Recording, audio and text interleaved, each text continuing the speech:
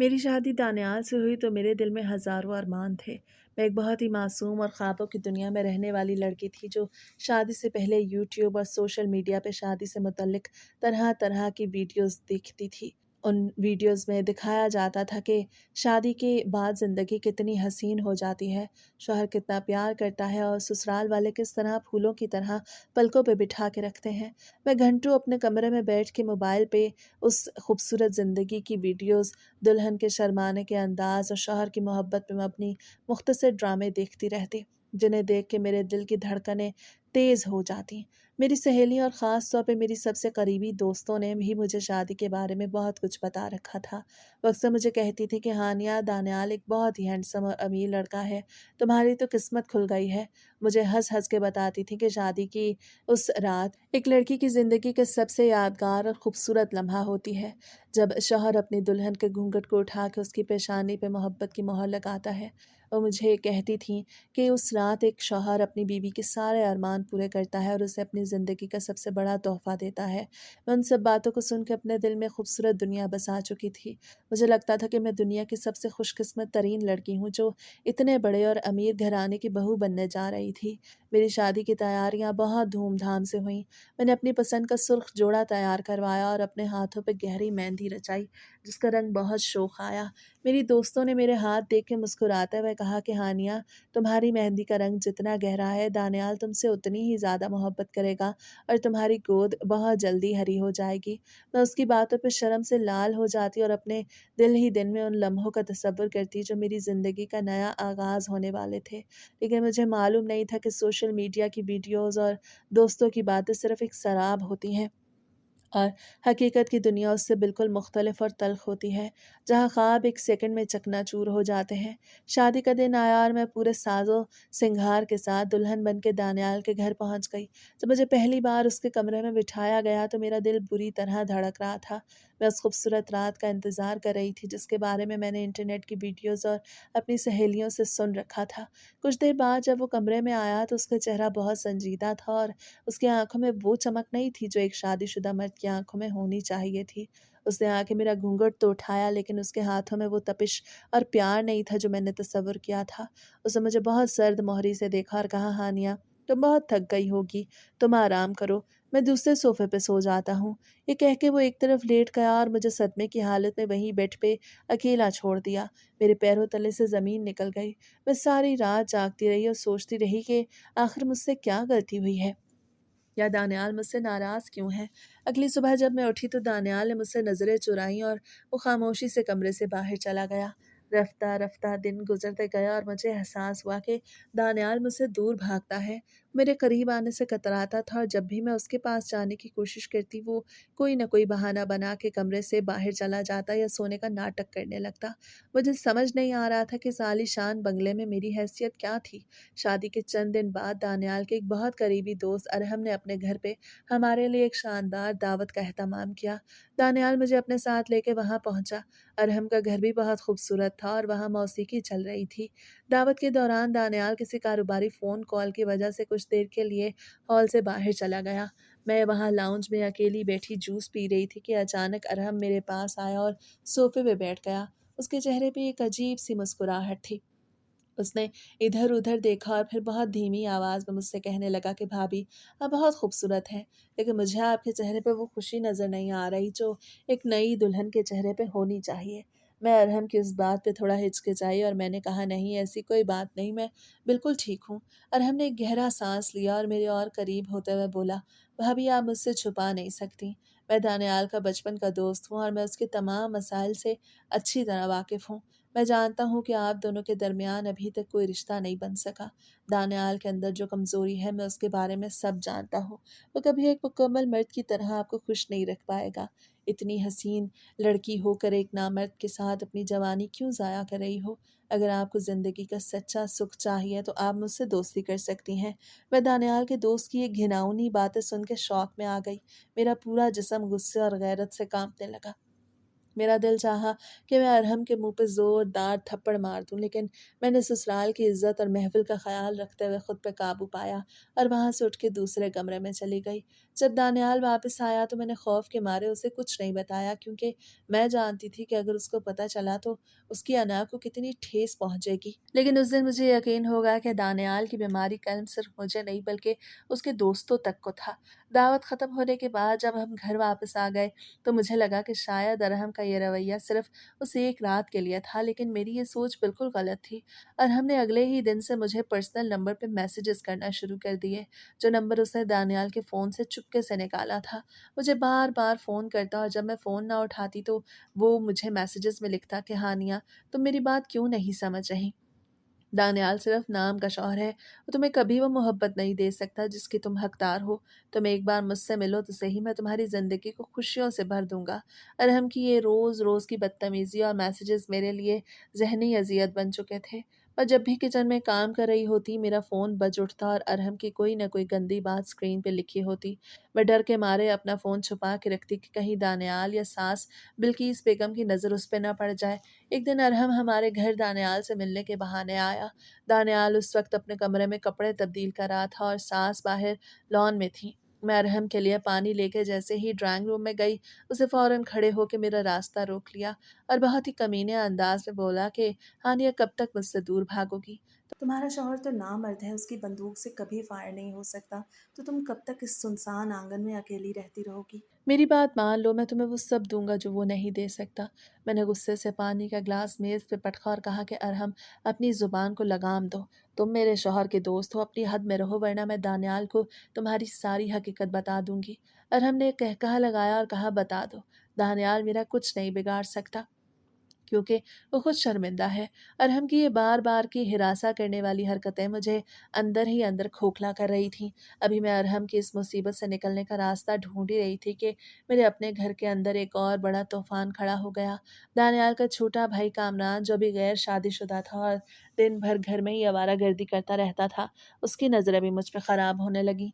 कामरान ने नोट कर लिया था कि दानियाल मेरे कमरे में जाने से कतराता है और हमारे दरमियान ऐसा कोई भी ताल्लुक नहीं जो होना चाहिए। जब सास बिल्किस बेगम किचन में मुझे बांझ होने के ताने देती और कहती कि पता नहीं किस गुनाह की सज़ा मुझे मिल रही है कि मेरे बड़े बेटे के घर कोई औलाद नहीं हो रही, तो कामरान वहीं लाउंज में बैठ के सब सुनता रहता और उसके चेहरे पे एक मकरूह मुस्कुराहट होती। एक दोपहर जब बिल्किस बेगम अपनी बहन के घर गई हुई थी और दानियाल हमेशा की तरह अपने ऑफिस से मसरूफ था, मैं किचन में खड़ी रोते हुए रात के खाने की तैयारी कर रही थी कि अचानक कामरान किचन के अंदर दाखिल हुआ। उसे किचन का दरवाज़ा अंदर से हल्का सा बंद किया और बहुत ही धीमे कदमों से मेरे बिल्कुल करीब आके खड़ा हो गया। उसकी आंखों में हमदर्दी का झूठा लिबादा था, लेकिन अंदर हवस साफ छुपी हुई थी। उसे बहुत ही धीमी आवाज़ में गुफ्तगू शुरू की और कहने लगा, भाभी, मैं काफ़ी दिनों से देख रहा हूँ कि आप इस घर में बिल्कुल तन्हा और अकेली हैं। माँ आपको रोज़ ताने देती है और भाई आपको वो वक्त और मोहब्बत नहीं देते जिसकी आप हकदार हैं। मैं दानियाल भाई की हकीकत से वाकिफ़ हूँ। उनकी बंदूक से कभी फायर नहीं होगा, वो कभी आपकी तन्हाई को दूर नहीं कर सकते। कामरान ने ये कहते हुए आगे बढ़ के मेरा हाथ पकड़ने की कोशिश की, तो मैंने खौफ और गुस्से के मारे फ़ौरन अपना हाथ पीछे खींच लिया और दीवार से जा लगी।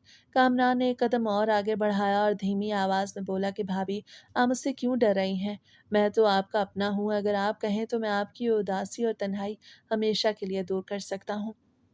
हम दोनों उस बंद कमरे में एक दूसरे का सहारा बन सकते हैं और मैं आपकी गोद भी हरी कर सकता हूँ, जिससे माँ के ताने भी ख़त्म हो जाएंगे और किसी को कानो कान खबर भी नहीं होगी कि ये बच्चा दानियाल का नहीं बल्कि मेरा है। मैं अपने सगे देवर के मुंह से ये इतनी घिनौनी और शर्मनाक बातें सुन के लरज उठी। मुझे ऐसा लगा जैसे किचन की छत मुझ पर गिर गई हो। मैंने गुस्से से चिल्लाते हुए कहा कि कामरान, तुम्हारी हिम्मत कैसे हुई अपनी भाभी के बारे में ऐसी गंदी सोच रखने की?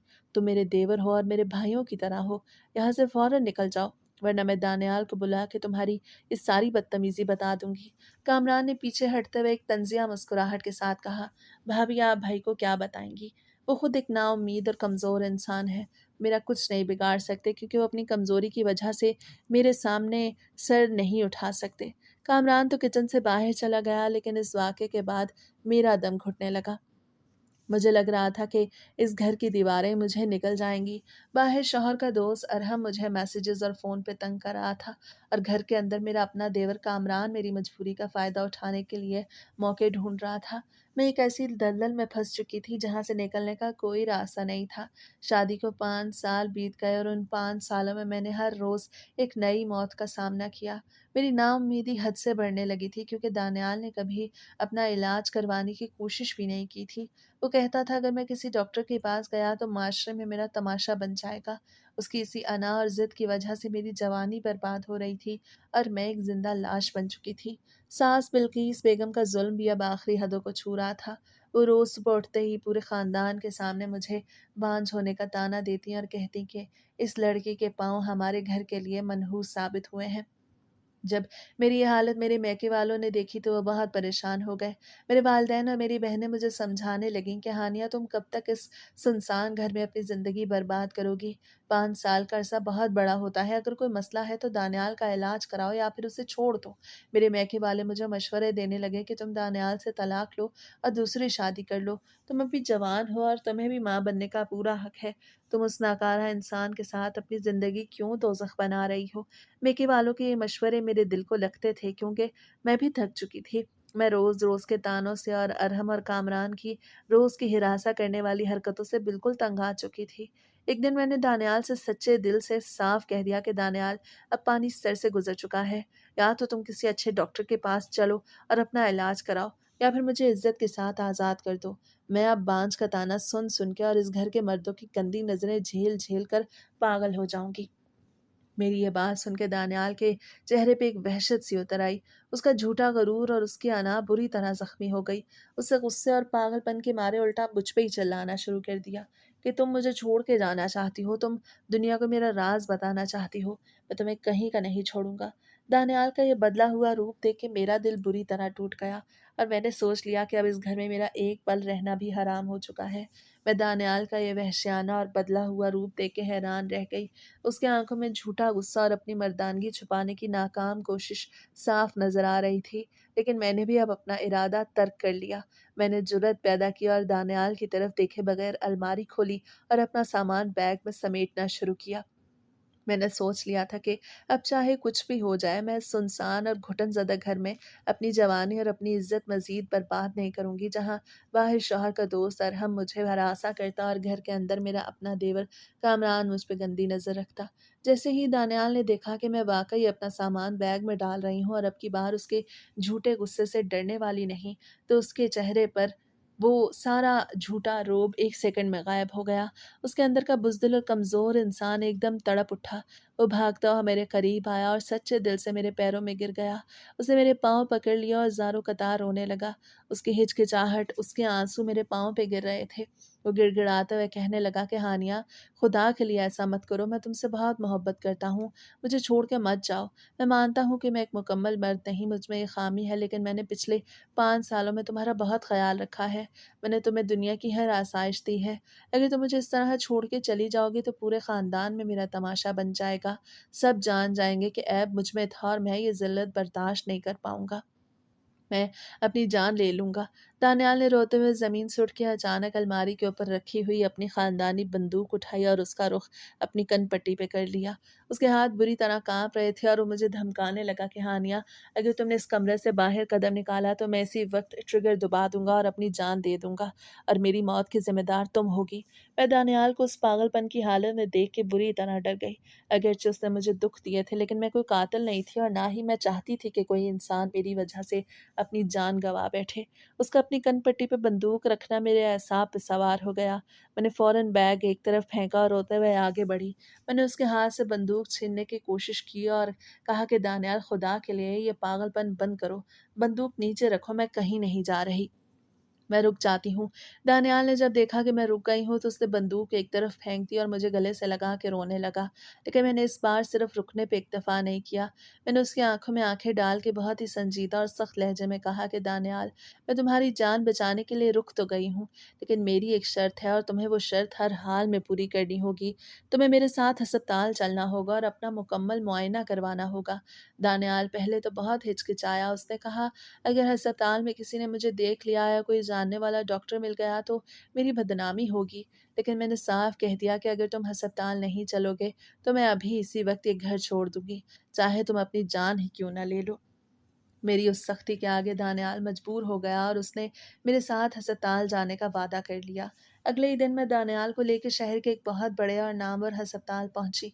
दानियाल ने बदनामी के खौफ से अपने चेहरे पर मास्क पहन रखा था और वो मुसलसल इधर उधर देख रहा था, जैसे वो कोई चोरी करने आया हो। हम जैसे ही माहिर अमराज मर्दानगी के कमरे में दाखिल हुए, डॉक्टर ने दानियाल की अलामात और हमारी शादी के 5 साल दौरानिए के बारे में पूछा। मैंने बहुत ही आसान और सच्चे अंदाज में डॉक्टर को सब बता दिया। दानियाल शर्मिंदगी के मारे सर झुकाए बैठा रहा। डॉक्टर ने दानियाल का मुआयना करने के बाद कुछ बहुत ही ज़रूरी और महंगे टेस्ट लिख दिए। वो टेस्ट दानियाल की अंदरूनी मर्दाना सलाहियत और जरासीम की तादाद मालूम करने के थे। जब दानियाल ने वो टेस्ट की पर्ची देखी तो वो टेस्ट करवाने से बुरी तरह घबरा रहा था। उसका कहना था, हानिया चलो यहाँ से वापस चलते हैं, मुझे कोई टेस्ट नहीं करवाना। अगले लैबोरेटरी के अमले को पता चल गया तो वो क्या सोचेंगे। लेकिन मैंने उसका हाथ मजबूती से थामा और उसे हौसला दिया कि दानियाल, जब तक बीमारी का पता नहीं चलेगा इलाज कैसे होगा। मैंने ज़बरदस्ती उसे लेबॉर्ट्री में भेजा और उसके तमाम टेस्ट करवाए। टेस्ट की रिपोर्ट अगले दिन मिलनी थी, इसलिए हम वापस घर आ गए। वो रात दानियाल ने शदीद बेचैनी में गुजारी। उसे लग रहा था कि उसका ये आखिरी होने वाला फैसला है। अगले दिन मैं अकेली अस्पताल गई और टेस्ट की रिपोर्ट हासिल की। जब मैं वो रिपोर्ट लेके डॉक्टर के कमरे में दाखिल हुई तो डॉक्टर ने रिपोर्ट को बहुत गौर से देखा। उसके माथे पे बल पड़ गए। डॉक्टर ने रिपोर्ट मेज़ पे रखी और मेरी तरफ देख के गहरा सांस लिया और बताया कि हानिया बीबी, जो कुछ नतायज सामने आए हैं वो बहुत ज़्यादा ख़राब हैं और नाउम्मीद करने वाले हैं। दानियाल की रिपोर्ट में उसके जरासीम की तादाद ना होने के बराबर है, जिसकी वजह से वो कभी भी बाप नहीं बन सकता और उसके अंदर की ये ताकत बिल्कुल ही ख़त्म हो चुकी है। मैंने डॉक्टर से पूछा, सर इसकी असल वजह क्या है? वो देखने में तो बिल्कुल सेहतमंद इंसान है। तो डॉक्टर ने बताया कि इस हालत की सबसे बड़ी वजह उसकी शदीद स्मोकिंग यानी सिगरेट नोशी की लत है। वो रोज़ाना 50 से ज़्यादा सिगरेट पीता है और उस सिगरेट के जहर अब बहुत ज़्यादा स्मोकिंग की वजह से उसके अंदरूनी निज़ाम में बहुत ज़्यादा मसले मसाइल पैदा हो गए हैं। सिगरेट के धुएं ने उसके इन जरासीम को बिल्कुल मुर्दा कर दिया है और अब इस स्टेज पे उसका इलाज होना तकरीबन नामुमकिन है। ये रिपोर्ट्स देखकर मेरे पैरों तले से ज़मीन निकल गई। पिछले 5 साल से जिस ऐब का मलबा मुझ पे डाला जा रहा था और सास मुझे बांझ कह रही थी, उसकी असल हकीकत ये थी कि दानियाल खुद अपनी गलत आदतों और स्मोकिंग की वजह से ऐसा हो चुका था। मैं वो रिपोर्ट्स अपने बैग में छुपा के भारी दिल के साथ घर वापस आई। मेरे जहन में सास बिल्किस बेगम के वो तमाम ताने गूंज रहे थे जो उन्होंने मुझे मोहल्ले वालों के सामने दिए थे। जैसे ही मैं घर के लाउंज में दाखिल हुई, सास बिल्किस बेगम वहीं सोफे में बैठी हुई थी। उन्होंने मुझे देखते ही हमेशा की तरह अपने तंज के तीर चलाना शुरू कर दिया और बोली कि लो आ गई बांझ रानी, पता नहीं दिन भर कहाँ मुंह काला करती रहती हो, घर के काम काज पड़े हैं और तुम्हें घूमने फिरने से फुर्सत नहीं है। बिल्किस बेगम की ये बात सुन के मेरा सबर जवाब दे गया। मेरा दिल चाहा कि मैं अभी वो रिपोर्ट सुन के मुंह पे मारूं और कहूं कि देखो बिल्किस बेगम, बांझ मैं नहीं बल्कि आपका बेटा सिगरेट पी पी के हो चुका है। लेकिन मैंने दानियाल की उस इल्तिजा को याद किया जो उसने मेरे पैरों में गिर के की थी। मैं खामोशी से अपने कमरे में चली गई जहाँ दानियाल बेड पे बैठा मेरा इंतज़ार कर रहा था। उसे जैसे ही रिपोर्ट्स देखी उसके चेहरे का रंग उड़ गया। उसने मुझसे पूछा, हानिया डॉक्टर ने क्या कहा? मैंने रिपोर्ट्स उसके हाथ में दी और रोते हुए कहा कि दानियाल मुबारक हो, तुम्हारी स्मोकिंग ने तुम्हें हमेशा के लिए नामर्द बना दिया और अब तुम कभी बाप नहीं बन सकते और तुम्हारी माँ मुझे बांझ कहती है। दानियाल वो रिपोर्ट देख के फूट फूट के रो पड़ा और उससे मुझसे वादा लिया कि वो सिगरेट छोड़ देगा और मैं अपने शौहर की बात पे एतबार कर लिया। मगर मेरे देवर कामरान की बदतमीजियां भी बढ़ती जा रही थीं। उसे जब भी मौका मिलता वो मेरे करीब आने की कोशिश करता। एक शाम जब दानियाल घर पे नहीं था, मैं किचन में चाय बना रही थी। कामरान दोबारा अंदर आया और उसने मेरा रास्ता रोक लिया।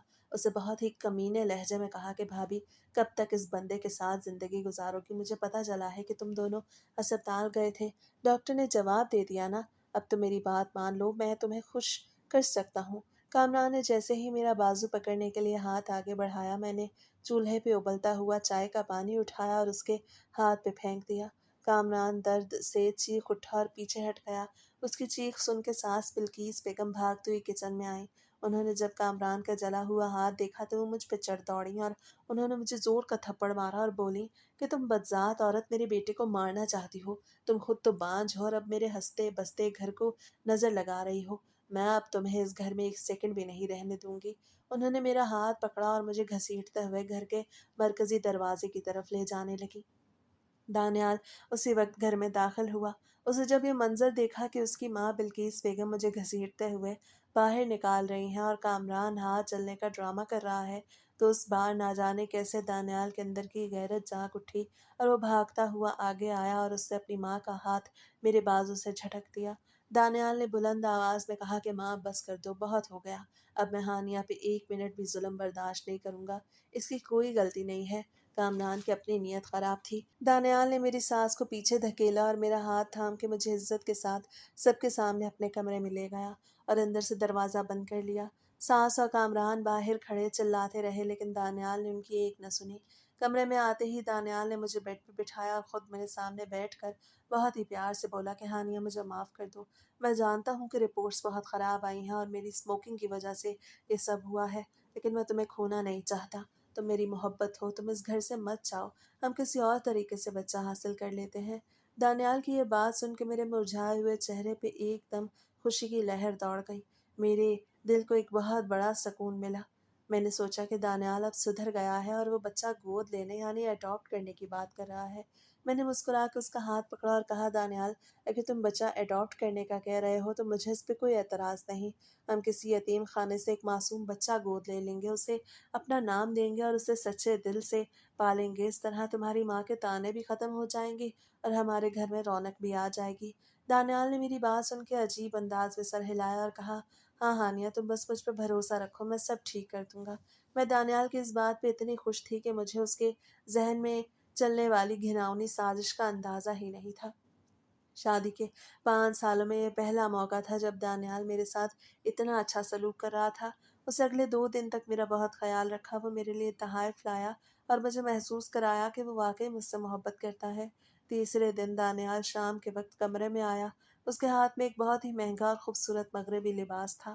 اسے لباس میرے آگے رکھا اور مسکرا کے بولا کہ آج میرے ایک بہت بڑے بزنس پارٹنر اور دوست اپنے فارم ہاؤس پہ ایک بہت بڑی VIP پارٹی کا اہتمام کیا ہے۔ وہاں شہر کے بڑے بڑے لوگ آ رہے ہیں اور میں چاہتا ہوں کہ تم یہ ڈریس پہن کے میرے ساتھ اس پارٹی میں چلو۔ میں نے زندگی میں کبھی ایسا ڈریس نہیں پہنا تھا، اس لیے میں نے ہچکچاتے ہوئے دانیال کو کہا کہ یہ کپڑے بہت جدید ہیں، میں یہ پہن کے وہاں کیسے جاؤں گی؟ لیکن اس سے ضد کی اور کہا ہانیہ پلیز، آج میری عزت کا سوال ہے، وہاں سب اپنی بیگمات کے ساتھ آ رہے ہیں اور میں دنیا کو دکھانا چاہتا ہوں کہ میری بیوی کتنی خوبصورت ہے۔ میں دانیال کا دل نہیں توڑنا چاہتی تھی، اس لیے میں نے وہ لباس پہنا اور اپنے بالوں کو کھلا چھوڑ کے ہلکا سا میک اپ کر لیا۔ دانیال مجھے دیکھ کے بہت خوش ہوا اور ہم اس کی مہنگی گاڑی میں بیٹھ کر شہر سے دور بنے ایک شاندار فارم ہاؤس کی طرف چل پڑے جہاں پارٹی کا انتظام کیا گیا تھا۔ جب ہم فارم ہاؤس میں پہنچے تو وہاں کا ماحول دیکھ کر میری آنکھیں کھلی کی کھلی رہ گئیں۔ وہاں چاروں طرف تیز روشنیاں لگی ہوئی تھیں، مہنگی گاڑیاں کھڑی تھیں اور اونچی آواز میں مغربی موسیقی چل رہی تھی۔ شہر کے امیر مرد اور عورتیں ہاتھوں میں شراب کی گلاس لیے گھوم رہے تھے۔ مجھے وہ ماحول بالکل اچھا نہیں لگا اور میرے دل میں ایک عجیب سا خوف بیٹھ گیا۔ دانیال مجھے لے کے ایک VIP لاؤنج کی طرف بڑھا جہاں اس کا دوست ارحم پہلے سے موجود تھا۔ ارحم نے جب مجھے اس نئے لباس میں دیکھا تو اس کی آنکھوں میں وحشت اور ہوس صاف دکھائی دینے لگی۔ وہ دانیال سے گلے ملا اور میری طرف دیکھ کر ایک مکروہ مسکراہٹ کے ساتھ بولا کہ دانیال یار، بھابھی تو آج قیامت ڈھا رہی ہیں۔ دانیال نے ہنس کے ارحم کا شکریہ ادا کیا اور پھر دانیال نے مجھے ایک صوفے پہ بٹھا دیا اور خود ارحم کے ساتھ کسی کونے میں جا کے کثرتی انداز میں سرگوشیاں کرنے لگا۔ میں دور بیٹھی ان دونوں کو دیکھ رہی تھی اور میرا دل کسی برے واقعے کی گواہی دے رہا تھا۔ کچھ دیر بعد دانیال میرے پاس آیا، اس کے ہاتھ میں جوس کا ایک گلاس تھا۔ اس نے وہ گلاس مجھے دیا اور کہا ہانیہ یہ پی لو، تمہیں اچھا لگے گا۔ میں نے وہ جوس پی لیا لیکن اسے پیتے ہی چند منٹوں میں مجھے اپنے سر میں شدید بھاری پن محسوس ہونے لگا۔ میری آنکھیں بند ہونے لگیں اور مجھے ایسا لگا جیسے مجھ پہ بے ہوشی طاری ہو رہی ہو۔ دانیال نے جب دیکھا کہ مجھ پہ اس نشہ آور جوس کا اثر ہو رہا ہے تو اسے میرا ہاتھ پکڑا اور مجھے سہارا دے کے فارم ہاؤس کے اندر بنے ایک بہت بڑے اور پرتعیش بیڈ روم میں لے گیا۔ وہاں کمرے میں مدھم روشنی تھی۔ دانیال نے مجھے بیڈ پہ بٹھایا۔ میں نیم بے ہوشی کی حالت میں اس کا چہرہ دیکھ رہی تھی اور اس سے پوچھ رہی تھی کہ دانیال مجھے کیا ہو رہا ہے، میرا سر کیوں گھوم رہا ہے؟ اسے میرے دونوں شانے پکڑے اور اس کے چہرے پہ اب کوئی ہمدردی نہیں تھی بلکہ ایک وحشیانہ سرد مہر چہرہ تھا۔ اسے بہت ہی دھیمی لیکن خوفناک آواز سے مجھ سے گفتگو شروع کی اور کہنے لگا، ہانیہ تم کہہ رہی تھی نا کہ تمہیں بچہ حاصل کرنے کے طریقے پہ کوئی اعتراض نہیں۔ ڈاکٹر نے مجھے کہہ دیا ہے کہ میں کبھی باپ نہیں بن سکتا، میں کبھی یہ خوشی نہیں حاصل کر سکتا، لیکن میں دنیا کے سامنے ایسے بن کے نہیں جینا چاہتا۔ مجھے اپنے خاندان کے لیے وارث چاہیے اور اس کا ایک ہی طریقہ ہے۔ دانیال نے بیڈ روم کا دروازہ کھولا تو سامنے اس کا دوست ارحم کھڑا مسکرا رہا تھا۔ دانیال نے پیچھے مڑ کے مجھ سے کہا، ہانیہ تم آج رات میرے دوست ارحم کے ساتھ سو جاؤ، وہ تندرست ہے، وہ تمہیں بچہ دے گا جس کی اس گھر کو ضرورت ہے۔ اس بند کمرے میں جو کچھ بھی ہوگا وہ صرف ہمارے درمیان رہے گا، کسی کو کانوں کان خبر بھی نہیں ہوگی کہ یہ بچہ میرا نہیں بلکہ ارحم کا ہے، اور دنیا سمجھے گی کہ میں ایک کامل مرد ہوں۔ دانیال کے منہ سے یہ اتنی گھناؤنی، گھٹیا اور بے غیرتی پہ مبنی بات سن کے میری رہی سہی بے ہوشی بھی ایک سیکنڈ میں غائب ہو گئی۔ میرے سر کا سارا بھاری پن اڑ گیا اور میرا پورا وجود صدمے سے شل ہو گیا۔ مجھے ایسا لگا جیسے کائنات کا سب سے بڑا زلزلہ آ گیا ہو اور آسمان میرے سر پہ پھٹ پڑا ہو۔ جس شوہر کو میں اپنا محافظ سمجھ رہی تھی، جس کے پاؤں میں گرنے پر میں پگھل گئی تھی، وہ اپنی جھوٹی انا اور مردانگی کا بھرم رکھنے کے لیے اپنی ہی بیوی کا سودا اپنے دوست کے ساتھ کر رہا تھا۔ مجھے اس سب کرنے پہ مجبور کر رہا تھا تاکہ اسے اس کا وارث مل سکے اور وہ دنیا کو دکھا سکے۔ میں نے غصے اور نفرت سے اس کے چہرے پہ زوردار تھپڑ مارا اور بیڈ سے پیچھے ہٹتے ہوئے چلائی کہ تم انسان نہیں، تم ایک جانور ہو دانیال۔ تم سے بڑا بے غیرت مرد میں نے زندگی میں نہیں دیکھا۔ تم یہ سب کرنے کے لیے مجھے مجبور کر رہے ہو۔ تھو ہے تم پہ، تمہاری ایسی مردانگی پہ اور تم پہ، تمہاری ایسی جاہلانہ سوچ پہ بھی۔ میں مر جاؤں گی لیکن کبھی اپنی پاک دامنی پہ ایسا داغ نہیں لگنے دوں گی۔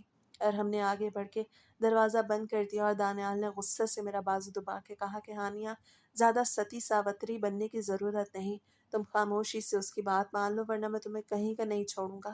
دانیال کی اس بے غیرتی نے میرے دل سے اس کا بچا کچا احترام بھی مٹی میں ملا دیا اور مجھے سمجھ آ گیا کہ اس دلدل سے اب مجھے خود ہی لڑ کے نکلنا ہوگا۔ مگر نشہ آور جوس میرے جسم میں دھیرے دھیرے اپنا زہریلا اثر دکھا رہا تھا اور میری حالت لمحہ بلمحہ خراب ہوتی جا رہی تھی۔ میری آنکھوں کے سامنے اندھیرا چھا رہا تھا اور پورا سر بری طرح گھوم رہا تھا۔ مجھے ایسا لگ رہا تھا جیسے میرے پاؤں کے نیچے زمین نہیں بلکہ میں کسی گہری دلدل میں گرتی جا رہی ہوں۔ میں دانیال کی اس گھناؤنی اور شرمناک پیشکش پہ ابھی صدمے کی حالت میں ہی تھی کہ میں نے دیکھا میرا شوہر دانیال، جس پہ میں نے 5 سال اندھا بھروسہ کیا تھا، وہ مجھے اس وحشی درندے کے رحم و کرم پر اکیلا چھوڑ کے بیڈ روم سے باہر نکل گیا۔ میں نے اپنی نیم باں اور دھندلی آنکھوں سے دیکھا کہ دانیال نے باہر جاتے ہی کمرے کا بھاری لکڑی کا دروازہ بند کیا اور باہر سے کنڈی لگا دی۔ باہر سے لوہے کی کنڈی لگنے کی وجہ سے تیز آواز میرے دل پہ کسی خنجر کی طرح لگی۔ مجھے اپنی زندگی میں کبھی اس بات کا یقین نہیں آ سکا کہ کوئی سگا شوہر اپنی بیوی اور غیرت کی پاک دامنی کا سودا اتنی بے شرمی سے کر سکتا ہے۔ مجھے شدید چکر آ رہے تھے اور میرے گھٹنے میرا ساتھ چھوڑ رہے تھے۔ میں بیڈ سے کسی طرح اٹھی اور گرتے گرتے بڑی مشکل سے دیوار کا سہارا لے کے کھڑی ہوئی۔ میرا پورا وجود خوف اور غصے سے کانپ رہا تھا۔ میں لڑکھڑاتے قدموں سے دیوار کی طرف بڑھنے کی کوشش کر رہی تھی تاکہ میں اس قید خانے کی کنڈی کو اندر سے کھولنے کی کوشش کروں یا دانیال کو پکاروں، لیکن نشے کی اس بھاری مقدار نے میرے پورے دماغ کو سن کر دیا تھا۔ میرے قدم بری طرح لڑکھڑا گئے اور میں وہی زمین پہ گرنے ہی والی تھی کہ ارحم، جو کب سے ایک بھوکے بھیڑیے کی طرح اس سنہری موقع کا انتظار کر رہا تھا، تیزی سے آگے بڑھا۔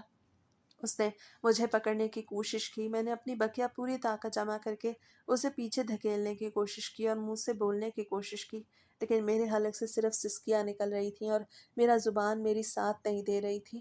ارحم نے میرے چہرے کی بے بسی دیکھ کے ایک مکارانہ اور فاتحانہ مسکراہٹ سجائی اور مجھے زمین سے بہت آسانی سے اپنی گود میں اٹھا لیا اور گھسیٹتے ہوئے لے جا کے اس بڑے پرتعیش بستر پہ سیدھا لٹا دیا۔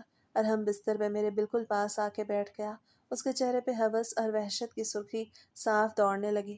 اپنے گندے ہاتھوں سے میرے بکھرے بالوں کو چھوتے ہی بہت ہی بےہودہ، گھٹیا اور توہین آمیز لہجے میں بولا، ہانیہ بی بی، اب اتنے نخرے دکھانے کی اور شرافت کا ڈرامہ کرنے کی ضرورت نہیں۔ آخر تھوڑی دیر کی ہی تو بات ہے۔ تم کب تک اس سنسان اور اجاڑ آنگن میں اکیلی بیٹھ کے روتی رہو گی؟ تم ابھی جوان ہو، خوبصورت ہو، تمہاری عمر ہی کیا ہے؟ تمہارے اندر بھی ایک عورت ہے جو زندہ ہے، اس کے بھی ارمان ہیں۔ تمہیں تمہارا شوہر دانیال تو اب تک کچھ بھی نہیں دے سکا۔ وہ 5 سال کے طویل عرصے میں تمہیں ایک سچے مرد کا سکھ اور راحت نہیں دے سکا۔ میں اچھی طرح جانتا ہوں تم کتنی خالی ہو چکی ہو اور ایک عورت کو کس چیز کی سب سے زیادہ ضرورت ہے۔ وہ میرے پاس آ کے بیٹھا، یہاں تک کہ اس کی گندی اور بدبودار سانسیں مجھے صاف صاف آنے لگی۔ میرے کان کے بالکل پاس اپنی گندی زبان چلاتے ہوئے مزید بولا کہ آج میں تمہیں خوش کروں گا اور یہ داغ دھو دوں گا، تم اصل زندگی کا مزہ چکھو اور دانیال کی بزدلی کا پچھلا سارا صدمہ آج ہی کے ٹائم میں ہمیشہ کے لیے بھول جاؤ گی۔ میرے پاس رہ کر تمہیں وہ خوشی اور سکون ملے گا کہ آج کے بعد تم بار بار خود مجھے یاد کرو گی اور خود دانیال کو چھوڑ کے میرے پاس بھاگی آؤ گی کہ اب ارحم مجھے تمہاری ضرورت ہے، اس لیے اب یہ جھوٹی شرافت کی دیوار گرا دو اور خاموشی سے میرے ساتھ اس حسین ٹائم کا لطف اٹھاؤ، کیونکہ باہر تمہارا اپنا شوہر دانیال پہرا دے رہا ہے اور وہ خود دل سے چاہتا ہے کہ میں تمہارا یہ ادھورا پن ختم کروں اور تمہیں عورت بناؤں۔ میں ارحم کی یہ حد سے زیادہ بیہودہ، شرمناک اور گھناؤنی باتیں سن کے اندر سے بالکل مر چکی تھی۔ میری غیرت اور میری پاک دامنی پہ اس سے بڑا اور بدترین حملہ میری پوری زندگی میں کبھی نہیں ہوا تھا۔ ارحم کی ایک ایک بات کسی زہر آلود تیر کی طرح میرے کانوں میں چبھ رہی تھی اور میرے دماغ کو پھاڑ رہی تھی، لیکن نشے کے اس شدید اثر کے باوجود میرے اندر کی ایک سچی غیرت مند اور مسلمان عورت پوری طرح جاگ اٹھی۔ میں نے دل ہی دل میں سوچا کہ اگر آج میں نے ہمت ہار دی اور اس درندے کے سامنے گھٹنے ٹیک دیے تو میں کبھی اپنے خدا کو منہ دکھانے کے قابل نہیں رہوں گی اور میری زندگی کا کوئی مقصد نہیں رہے گا۔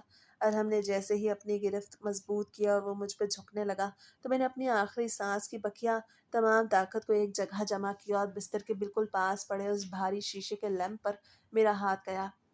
میں نے بنا ایک سیکنڈ سوچے وہ وزنی لیمپ اٹھایا اور پوری قوت سے ارحم کے سر کے بیچوں بیچ دے مارا۔ لیمپ کے ٹوٹنے کی ایک تیز اور دھماکے دار آواز کمرے میں گونج اٹھی اور ارحم کے سر سے خون کی ایک موٹی دھار بہہ نکلی۔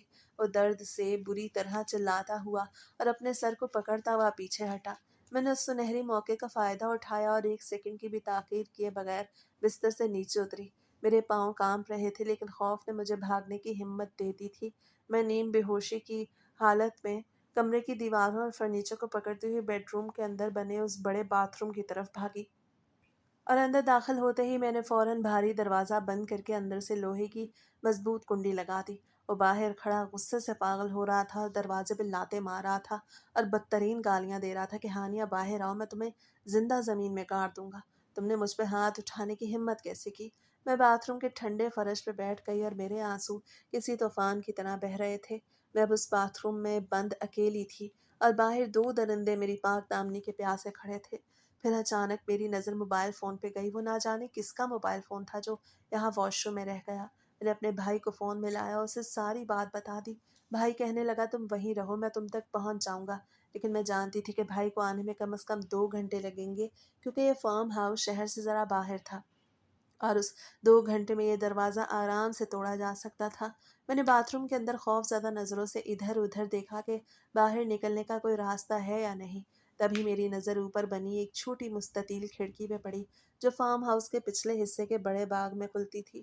نشے کا اثر میرے دماغ پہ ابھی بھی تھا لیکن اپنی عزت بچانے کے خوف نے مجھے غیر معمولی طاقت دے دی تھی۔ میں نے فوراً باتھ روم کے کونے میں پڑا ہوا ایک لکڑی کا اونچا سٹول اٹھایا اور اسے دیوار کے ساتھ بالکل کھڑکی کے نیچے لگا دیا۔ میں بڑی مشکل سے کامتے ہوئے پاؤں کے ساتھ اس سٹول پہ چڑھی اور اپنے ہاتھوں سے اس کھڑکی کا شیشہ کھولا۔ باہر گھپ اندھیرا تھا، تیز ہوا چل رہی تھی اور ہلکی بارش ہو رہی تھی۔ میں نے اپنے ان قیمتی اور بھاری کپڑوں کی بالکل پرواہ نہیں کی اور خود کو اس بہت ہی تنگ کھڑکی کے اندر زبردستی دھکیلا۔ میری کمر اور بازو پہ کھڑکی کی لوہے کے فریم سے گہرے کٹ لگے اور شدید درد ہوا، لیکن میں نے اف تک نہیں کی۔ میں نے اپنے پورے جسم کو باہر کی طرف جھکایا اور نیچے باغ کی گیلی مٹی اور جھاڑیوں پر اوندھے منہ گر پڑی۔ مٹی پہ گرنے کی وجہ سے میرے دائیں پاؤں میں شدید موچ آئی اور چوٹ لگی، لیکن میں نے اس تکلیف کو اپنے ذہن پہ سوار نہیں ہونے دیا۔ میں فوراً اٹھ کھڑی ہوئی اور اپنے گیلے اور مٹی سے اٹے ہوئے کپڑوں کو سنبھالتی ہوئی فارم ہاؤس کی پچھلی چھوٹی دیوار کو عبور کر کے اس سنسان اور اندھیری شاہراہ پہ بھاگنے لگی۔ میرے پاس پہننے کے لیے نہ کوئی چپل تھی اور نہ ہی میرے سر پہ میرا دوپٹہ تھا، وہ وہیں باتھ روم میں چھوٹ گیا۔ میں روتی ہوئی سڑک پہ ننگے پاؤں بھاگ رہی تھی اور بار بار پیچھے مڑ کے دیکھ رہی تھی کہ کہیں دانیال اور ارحم اپنی گاڑی کی لائٹس چلا کے میرے پیچھے نہ آ رہے ہوں۔ رات کے 2 بج رہے تھے اور دور دور تک سڑک پہ کوئی انسان یا کوئی دوسری گاڑی نظر نہیں آ رہی تھی۔ मैं भागते भागते निढाल हो चुकी थी और मेरे पाँव से खून निकल रहा था। मैं सड़क के किनारे गिर के बेहोश होने ही वाली थी कि अचानक सामने से एक तेज सफ़ेद हेडलाइट वाली काली महंगी गाड़ी आती हुई दिखाई दी। मैंने अपनी ज़िंदगी की आखिरी उम्मीद के मारे इस सड़क के बिल्कुल बीचों बीच खड़े होकर अपने दोनों हाथ हवा में लहराए। गाड़ी के ड्राइवर ने एकदम ज़ोरदार ब्रेक लगाई और गाड़ी के टायरों की चीखने की आवाज़ आई। वो मुझ पे सिर्फ चंद इंच के फासले पर रुक गई। काली गाड़ी का दरवाज़ा खुला और उसमें से एक बहुत ही बारोब, बावकार और शरीफ शक्ल का नौजवान बाहर आया। उसे जब आधी रात के इस पहर एक अकेली लड़की को इस हाल में रोते हुए, गीले कपड़ों में और नंगे सर भागते देखा तो उसके अंदर की इंसानियत और गैरत जाग उठी। फौरन दौड़ता हुआ मेरी तरफ आया। उसने एक पल की भी ताख़ीर किए बगैर अपने कंधों से अपनी कीमती और गर्म चादर उतारी और पूरी इज्जत और एहतराम के साथ मेरे नंगे सर और कंधों पर डाल दी। उसे बहुत ही नरम और हमदर्दाना लहजे में मुझसे पूछा, बहन तुम कौन हो और इस काली रात में इस सुनसान सड़क पे इस हाल में क्यों भाग रही हो? क्या तुम्हारे साथ कोई बड़ा हादसा हुआ है या कोई मुसीबत आई है? मैंने रोते हुए और सिसकियां लेते हुए शहरोज को बताया कि भाई खुदा के लिए मुझे बचा लो। पीछे इस फार्म हाउस में दो वहशी दरिंदे मेरी इज्जत के पीछे पड़े हैं। मेरा अपना सगा शौहर दानियाल और उसका दोस्त अरहम मुझे अरहम के बिस्तर पे धकेल रहे थे और अब वो मुझे जान से मारना चाहते हैं। शहरोज ने जैसे ही दानियाल और अरहम का नाम सुना तो उसका चेहरा गुस्से से लाल हो गया, क्योंकि वो उन दोनों से पहले ही वाकिफ था। उसे फ़ौरन मुझे अपनी गाड़ी की पिछली सीट पर बहुत एहतराम से बिठाया। मैंने उसका फ़ोन लेके अपने भाई को अपने महफूज होने की खबर दी और साथ ही शहरोज़ के घर के बारे में बताया जहाँ वो मुझे लेके जा रहा था। शहरोज़ का घर बहुत बड़ा, पुरसकून और दारुल अमान जैसा था। वहाँ उसकी बूढ़ी और आबदा साजदा माँ रहती थी, जो बहुत ही रहम दिल खातून थी। शहरोज़ ने अपनी माँ को रात के उस पहर में सारी सूरत हाल सच सच बताई तो उनकी आंखों में आंसू आ गए। उन्होंने फ़ौरन मुझे अपने सीने से लगाया और मुझे पहनने के लिए साफ कपड़े दिए। मेरे ज़ख्मों पर दवाई लगाई। 1 घंटे बाद मेरा भाई भी वहीं पहुंच चुका था। मेरे भाई ने शहरोज़ का शुक्रिया अदा किया, मुझे मेरे घर ले गया। साथ ही मेरे भाई ने अपने असर और रसूख और कानूनी ताकत का भरपूर इस्तेमाल करते हुए शहर के सबसे बड़े पुलिस ऑफिसर यानी डीआईजी को फ़ोन किया और उस फार्म हाउस से भारी पुलिस नफरी के साथ छापा मरवाया। पुलिस ने अरहम को सर पर पट्टी बंधी हुई जख्मी हालत में और दानियाल को वहीं से सबूतों के साथ रंगे हाथों गिरफ्तार कर लिया। जब पुलिस ने दानियाल के असल घर पे भी तलाशी ली और तफ्तीश की तो पता चला कि देवर कामरान और सास बिल्किस बेगम भी इस घिनौनी और शर्मनाक साजिश में बराबर के शरीक थे।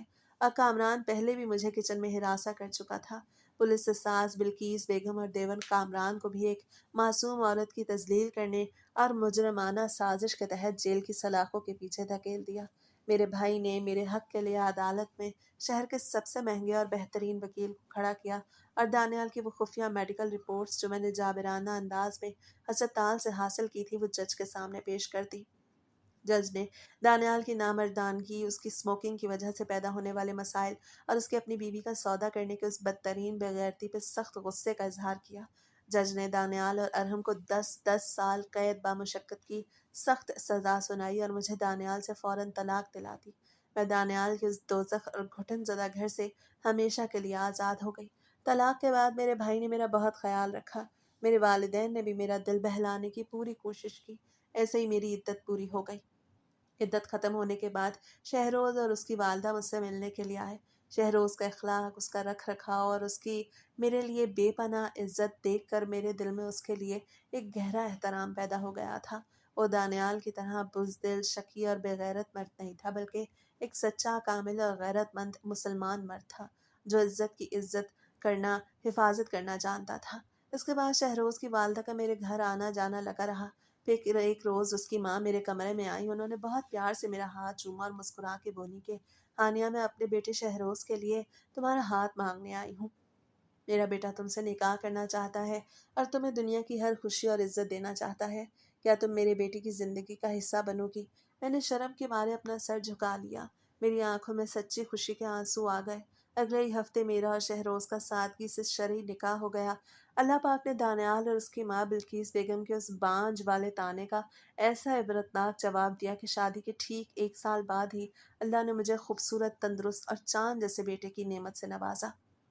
शहरोज़ ने जब हमारे बेटे को पहली बार अपनी गोद में उठाया तो उसकी आंखों में सच्ची बरदानगी और शुक्र के आंसू थे।